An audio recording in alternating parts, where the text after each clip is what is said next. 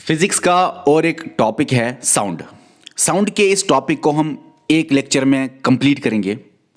सबसे पहले देखेंगे साउंड क्या है, उसके बाद रिफ्लेक्शन, रिवर्बरेशन, इको क्या होता है, परसिस्टेंस क्या होता है, उसके बाद देखेंगे intensity, loudness, pitch, frequency, quality, timber क्या होता है, मेन और वुमेन में पिच की डिफरेंस हम देखेंगे।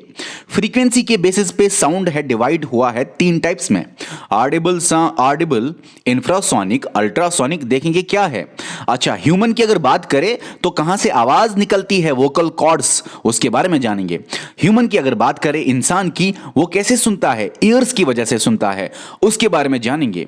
और डॉपलर इफेक्ट और कुछ और चीजें रिलेटेड टू साउंड आपको याद रखने हैं।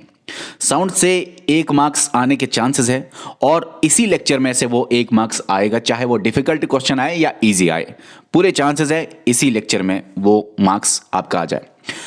अब करते हैं स्टार्ट साउंड को। देखिए भाई, साउंड क्या है, सिंपल याद रखो, साउंड एक फॉर्म ऑफ एनर्जी है, ताकत है, जिसकी वजह से आप कोई चीज सुनते हो।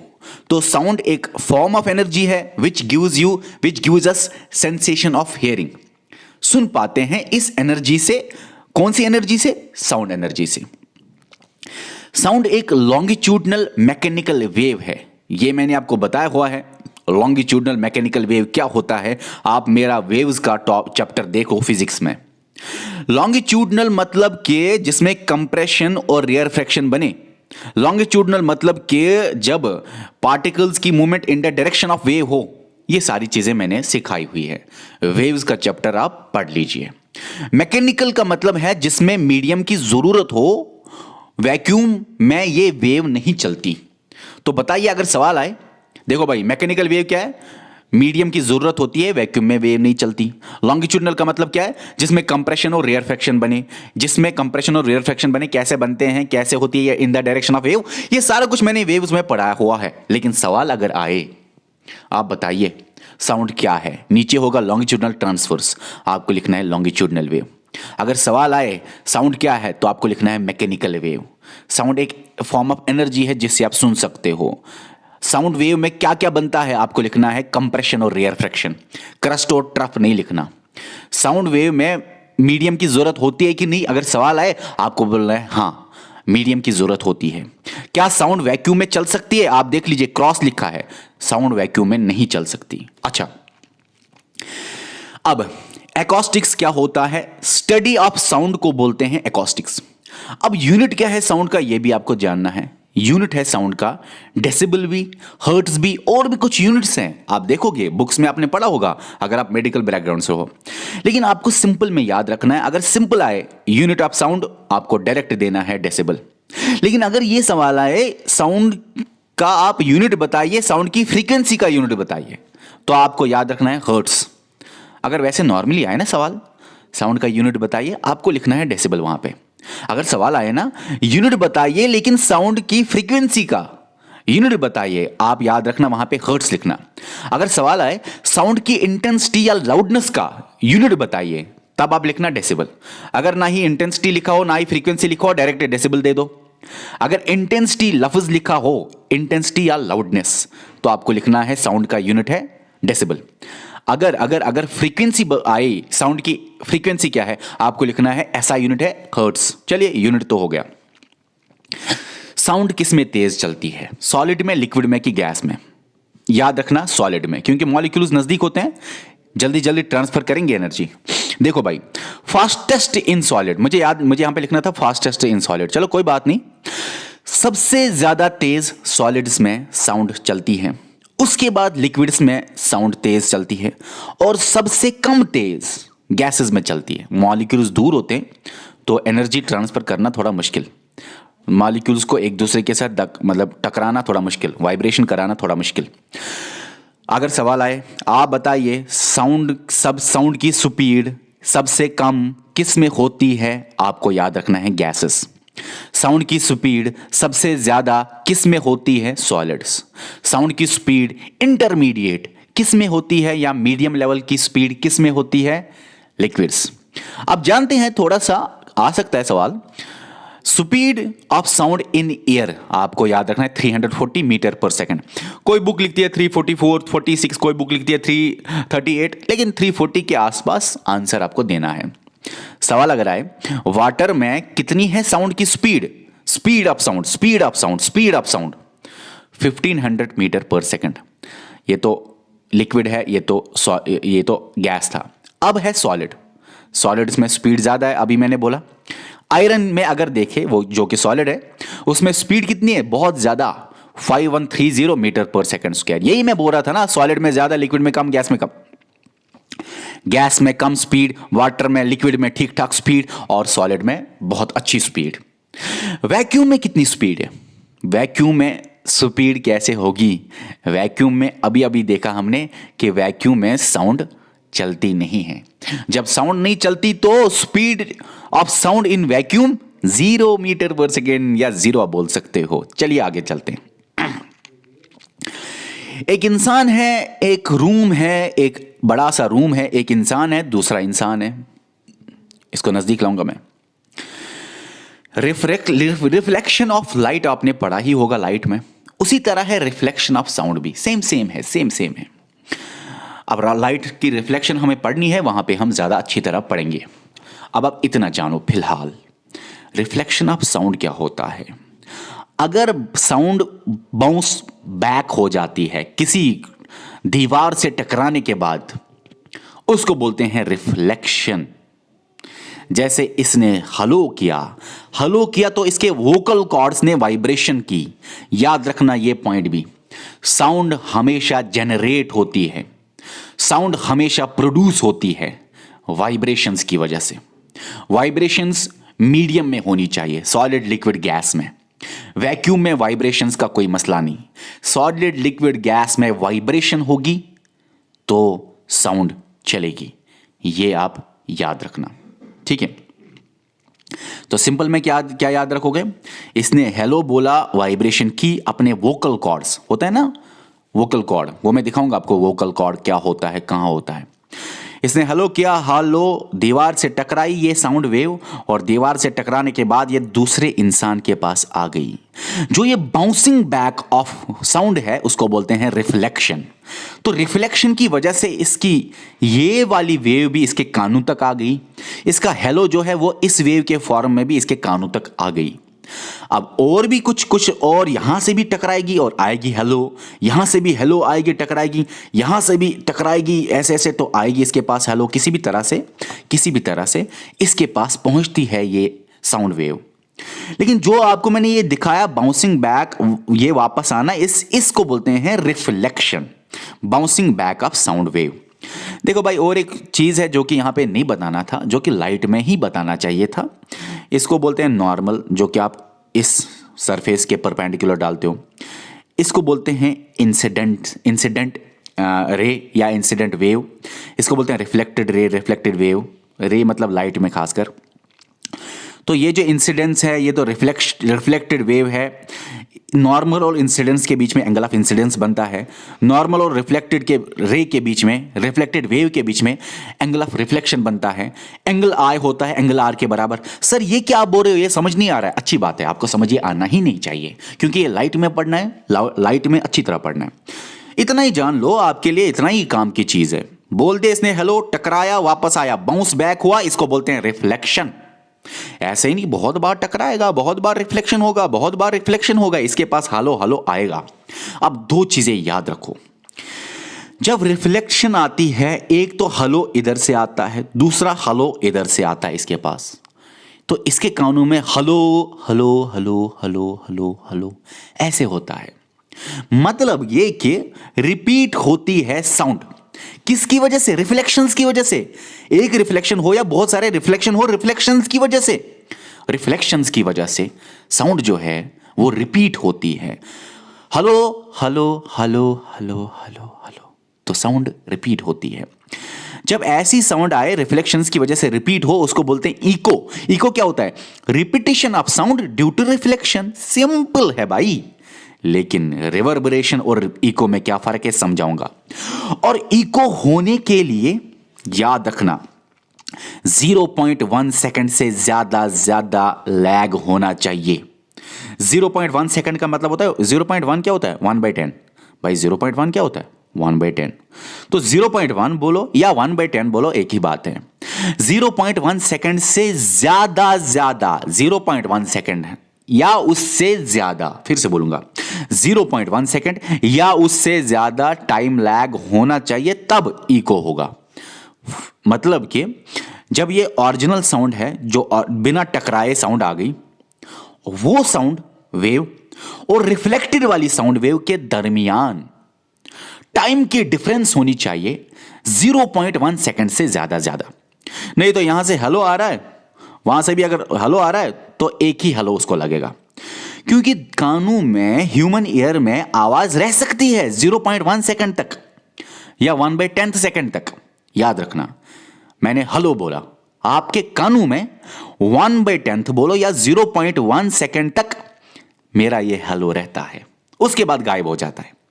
मैं आपको बोल रहा हूं, आप सभी बच्चों को, हेलो ये आपके कानों में 0.1 सेकंड तक रहता है या 1/10 सेकंड तक रहता है।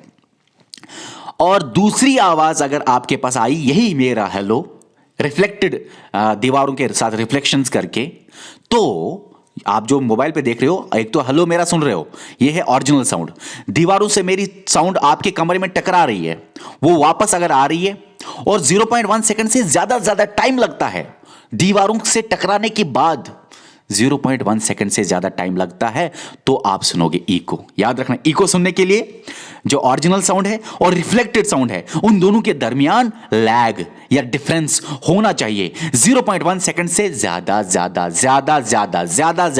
कम नहीं, कम होगा तो वेव के ऊपर वेव चलेगी, उसको बोलते हैं कंस्ट्रक्टिव इंटरफेरेंस।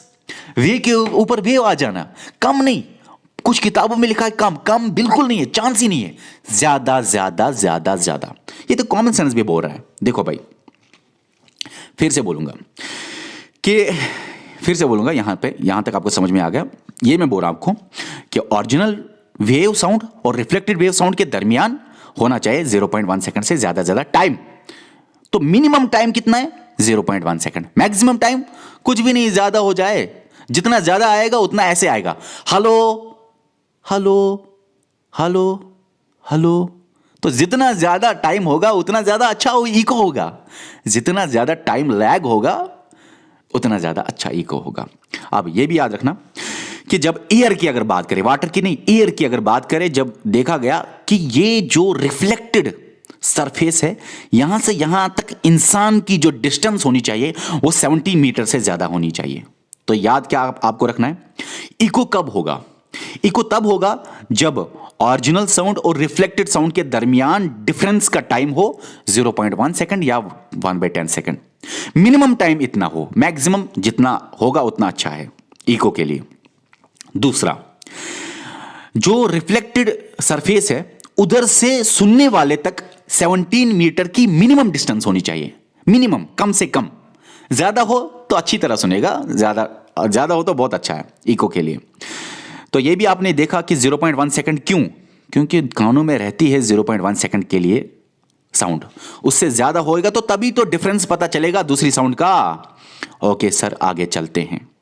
अब मुझे एक बात बताइए, सवाल पूछूं। इसने हेलो किया, ये आ गई, इधर से भी हेलो हो गया, 0.1 सेकंड से ज्यादा और 70 मीटर से ज्यादा था ये, तो इसने सुना इको सुना उसने। अब जब इको सुना उसने तो ठीक है, ये है इको। लेकिन अगर इसने बार इको सुना, मैंने आपको बोला हेलो, आपने सुना हेलो, हो गया इको।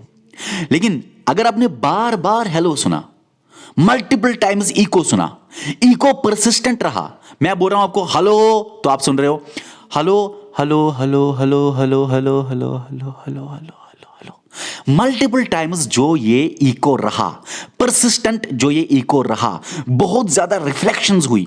एक हेलो इधर से आया, फिर दूसरा हेलो इधर से, फिर तीसरा हेलो थोड़े टाइम के बाद, फोर्थ हेलो इधर, फिफ्थ टाइम के बाद, और एक हेलो इधर से पहुंच के, और के उसके बाद हेलो पहुंच गया। जो ये मल्टीपल रिफ्लेक्शंस होती हैं और इको परसिस्टेंट रहता है, इको बार आ जाता है, कुछ टाइम के लिए रहता है, परसिस्टेंस, उसको बोलते हैं रिवर्बरेशन। ओके, क्या बोलते हैं? रिवर्बरेशन। अब आपको जानना है साउंड वेव्स की कैरेक्टरिस्टिक्स। देखो भाई, एक होती है लड़की की आवाज, दूसरा होता है लड़के की आवाज। देखो, मैं आपको बोलूंगा हेलो, मैं आपको बोलूंगा अब ऐसे लड़की की तरह हेलो, सॉरी, हेलो हेलो। अब जो आपने ये लड़की की आवाज सुनी ना, लाउडनेस सेम थी, इंटेंसिटी सेम थी, एम्पलीट्यूड सेम है, मतलब लाउड ना, लाउड आवाज ना वो सेम है, लेकिन डिफरेंस है पिच में। ये हम देखेंगे क्या होता है। देखो भाई, लाउडनेस इंटेंसिटी क्या होता है, सबसे पहले कैरेक्टरिस्टिक्स में आपको जानना है। और भी चीजें कैरेक्टरिस्टिक्स में, एम्पलीट्यूड क्या होता है, वेवलेंथ क्या होता है, वो मैंने आपको वेव में पढ़ाया है, लेकिन ये चीजें आपको जाननी है। ये 3 सवाल आएंगे, यहां से बहुत चांसेस है। लाउडनेस क्या होता है? लाउडनेस होता है साउंड का एम्पलीट्यूड कितना है, साउंड वेव का इंटेंसिटी कितना है, या एम्पलीट्यूड कितना है साउंड वेव का, उसको बोलते हैं लाउडनेस। मैं आपको बताऊं, ये एक वेव है, इसका एम्पलीट्यूड क्या है, ये है ना? तो आप मुझे बताएं, दूसरी वेव ये है, इसका एम्पलीट्यूड ये है, बताएं मुझे लाउड कौन होगा? ये है इसका एम्पलीट्यूड, इसका एम्पलीट्यूड ज्यादा है और इसका एम्पलीट्यूड कम है, तो लाउड वेव ये है। इंटेंसिटी और लाउडनेस इसकी ज्यादा है, ठीक है? अच्छा, सिंपल है। पिच या फ्रीक्वेंसी क्या होता है? फ्रीक्वेंसी होता है कितने नंबर ऑफ साइकिल्स पर सेकंड, एक सेकंड में कितने साइकिल्स ये वेव चले। मान लेते हैं ये एक वेव है, इसका ये है, फ्रीक्वेंसी कुछ और है, लेकिन हां एम्पलीट्यूड ये है। इधर भी एम्पलीट्यूड सेम ही रखते हैं, यहां पे भी एम्पलीट्यूड सेम ही है, मान लेते हैं एम्पलीट्यूड यहां पे भी सेम है, मगर मुझे बताया फ्रीक्वेंसी क्या है, नंबर ऑफ साइकिल्स पर सेकंड, जो कि मैंने वेव में पढ़ा है। सर फ्रीक्वेंसी बहुत है, यहां पे तो एक साइकिल, दूसरा साइकिल, 2 साइकिल्स है, यहां पे तो एक साइकिल, दूसरा, थर्ड, फोर्थ साइकिल, यहां पे 4 साइकिल्स, मतलब यहां पे फ्रीक्वेंसी ज्यादा। फ्रीक्वेंसी या पिच क्या है? पिच है कितनी फ्रीक्वेंसी है किसी वेव की। ज्यादा फ्रीक्वेंसी है तो हाई पिच, कम फ्रीक्वेंसी है तो लो पिच, ज्यादा साइकिल्स हाई पिच, अगर ऐसे कम फ्रीक्वेंसी है तो लो पिच। जैसे यहां पे वेव है, इसका लो पिच है, इसका है high pitch, high frequency high pitch, low frequency low pitch. Okay, pitch क्या होता है, फ्रीक्वेंसी कितना है। अगर किसी का हाई पिच है, ये लड़की वाली आवाज यहां पे सुनोगे, ये देखो, लड़की का, वुमेन का क्या होता है, हाई पिच होता है, जिसको आप ट्रबल भी बोलते हो, श्रिल भी बोलते हो, एक्यूट साउंड भी बोलते हो। और मैन की अगर बात करें, उसका लो पिच होता है, फ्रीक्वेंसी कम। मुझे बताइए यहां पे ये हाई पिच क्यों है? क्योंकि ज्यादा frequency high pitch. High pitch को बोलते हैं ट्रबल भी, श्रिल भी, एक्यूट साउंड भी। Trouble sound, shrill sound, acute sound, जो कि वुमेन में होता है। अब अगर मैन की बात करें, उसकी साउंड में फ्रीक्वेंसी कम होती है। कम फ्रीक्वेंसी मतलब कम पिच होती है। कम पिच को बोलते हैं ग्रेव साउंड, डल साउंड, बास साउंड या वूफर साउंड। ओके, अब देख लो, जो मैन है हेलो करता है, आवाज सेम है, लाउडनेस सेम है। अब लड़की करेगी हेलो, सॉरी, हेलो। अब ये जो आवाज सेम है ना, लड़के में भी और लड़की में भी आवाज सेम है, एम्पलीट्यूड सेम है, लेकिन डिफरेंस किस में आया? डिफरेंस फ्रीक्वेंसी में आया।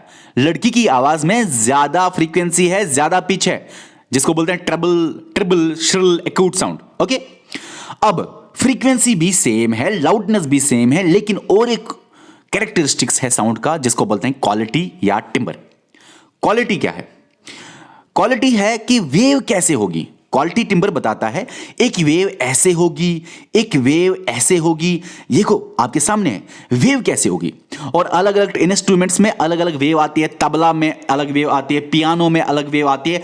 तो वेव फॉर्म किस तरह है, ये आपको क्वालिटी या टिम्बर बताएगा। आप मुझे बताइए, अगर सवाल आए क्वालिटी या टिम्बर जो है वो क्या दिखाता है, आपको जवाब में देना है वेव फॉर्म, या आपको जवाब में दिखाना है, ये दिखाता है इंस्ट्रूमेंट कौन यूज होता है साउंड को जनरेट करने के लिए। अगर सवाल आए इंटेंसिटी या लाउडनेस क्या होता है, किस पे डिपेंडेंट है, आपको बोलना है एम्पलीट्यूड पे।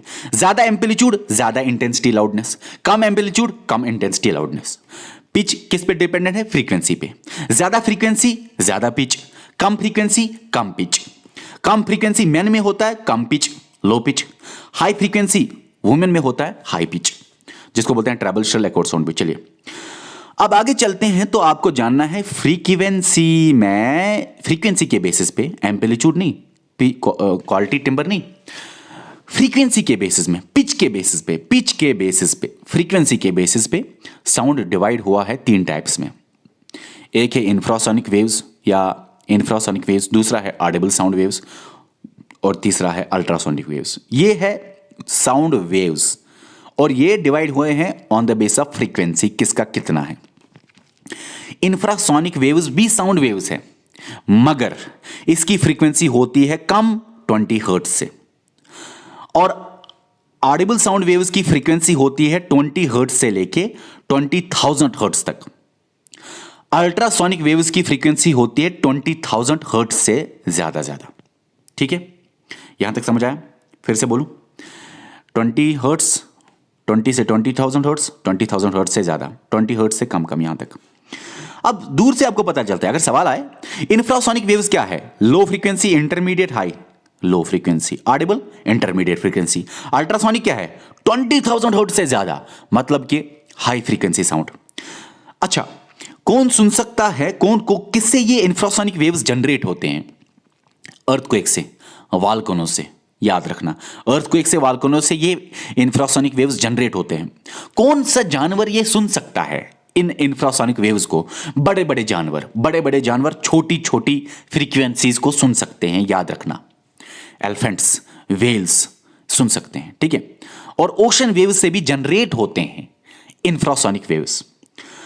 ऑडिबल साउंड में ह्यूमन ईयर सुन सकता है और ह्यूमंस जनरेट करते हैं, और बहुत सारे जो एनिमल्स हैं वो सुनते हैं, वो ऑडिबल रेंज में आते हैं, जिसको लिखने की जरूरत नहीं।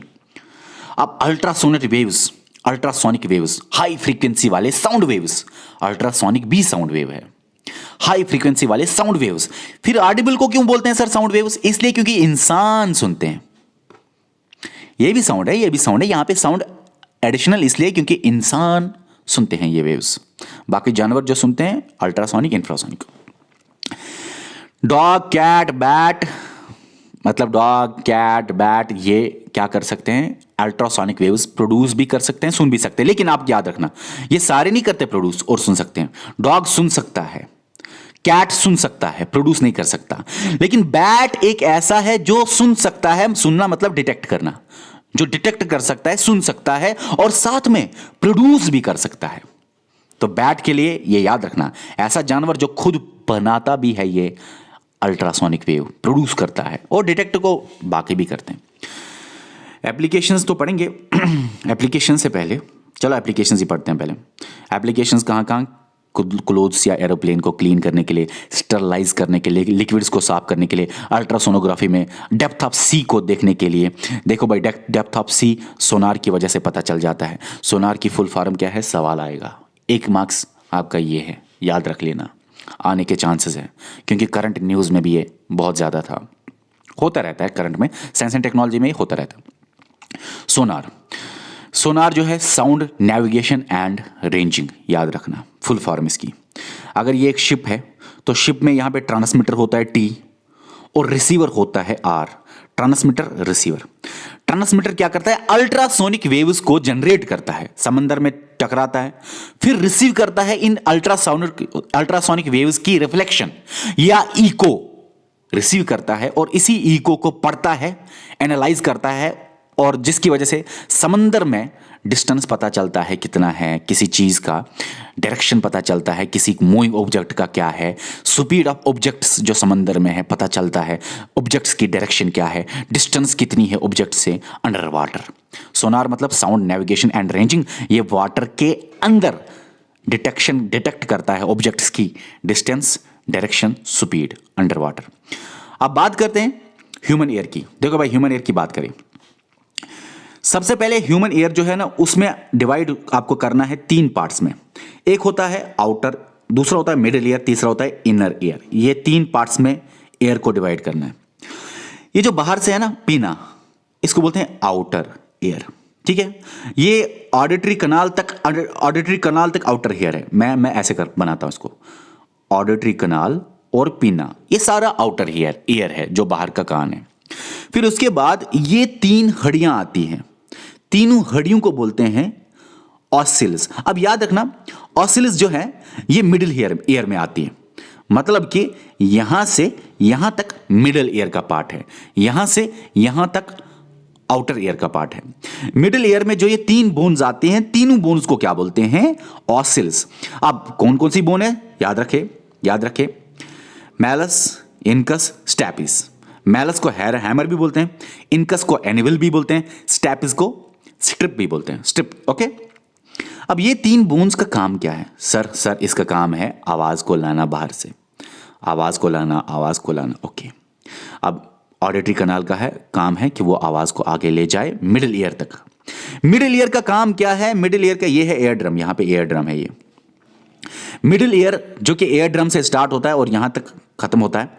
ये मिडिल ईयर का काम क्या है? इस आवाज को एम्पलीफाई करना, इस आवाज को बढ़ाना, इन वाइब्रेशंस की इंटेंसिटी को बढ़ाना, आवाज को स्ट्रॉन्ग करना।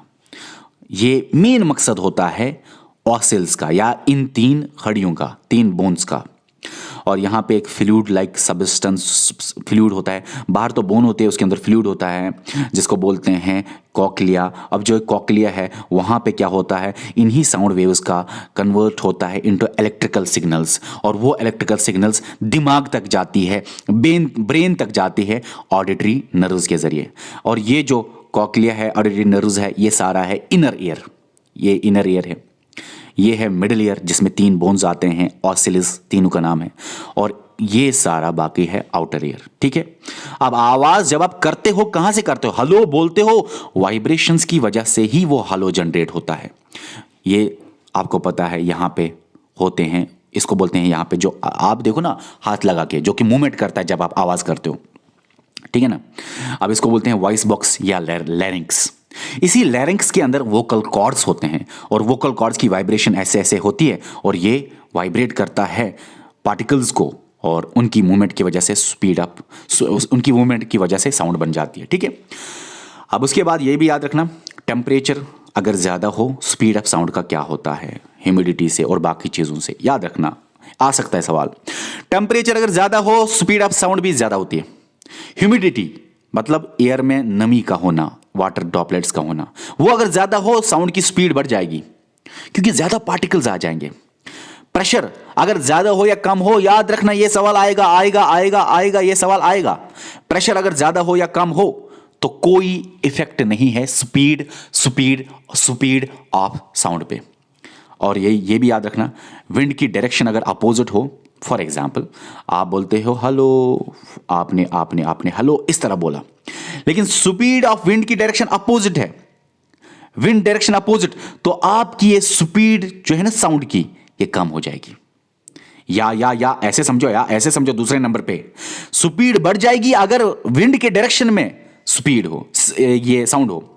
आपने यहां पे हो, आपने इधर बोला हेलो, लेकिन इस टाइम विंड भी इसी डायरेक्शन में चल रही है, विंड की डायरेक्शन है same as speed as sound की डायरेक्शन, विंड की डायरेक्शन है सेम एज साउंड की डायरेक्शन, तो स्पीड ऑफ साउंड को क्या होगा? इंक्रीज होगा। भाई जिस तरफ से हवा चल रही है वहां से ही साउंड इंक्रीज हो जाएगी उसकी स्पीड। हवा के अपोजिट अगर साउंड चल रही है तो साउंड की स्पीड कम हो जाएगी। बहुत आसान है। डॉपलर इफेक्ट क्या है? डॉपलर इफेक्ट है, एक गाड़ी है, फॉर एग्जाम्पल ट्रेन है, ट्रेन आ रही है आपकी तरफ, ये आप हो, और ट्रेन जा रही है आपके सामने से। फिर से बोलूंगा, डॉपलर इफेक्ट क्या बोल रहा है? ट्रेन है, आ रही है आपके पास, ये आप हो, और आपके सामने से गुजर रही है ट्रेन। तो ट्रेन से जो आवाज आ रही है मतलब वो आवाज का सोर्स है, और आप हो ऑब्जर्वर, आप ऑब्जर्व कर रहे हो। और ट्रेन जो जा रही है वो भी सोर्स है आवाज का, आ रही है आवाज आ रही है, और जा रही है तब भी वहां से आवाज आती है, सोर्स है। ठीक है, याद रखना, जब ट्रेन आपके पास आती है, जब आपके करीब आती है ट्रेन, जब सोर्स और ऑब्जर्वर एक दूसरे के पास आते जाते हैं, अगर आप भी चलोगे तो वैलिड है, मतलब कि शॉर्ट में जब आप एक दूसरे के करीब आते हो, चाहे आप दोनों आओ या एक ही आए तेज स्पीड में, तो याद रखना साउंड का पिच या फ्रीक्वेंसी ज्यादा होता है, लेकिन वो एपेरेंट फ्रीक्वेंसी होता है, एक्चुअल नहीं होता, वो बस आपको लगता है। ठीक है, एपेरेंट में बताऊंगा। अब जब ऑब्जर्वर और सोर्स दूर जाते हो, जैसे गाड़ी ऐसे चल रही है, दूर जाते हो, तब फ्रीक्वेंसी और पिच कम होता है। बताइए मुझे, फ्रीक्वेंसी और पिच बढ़ता है जब सोर्स और ऑब्जर्वर एक दूसरे के पास आते हैं, फ्रीक्वेंसी और पिच साउंड का बढ़ जाता है।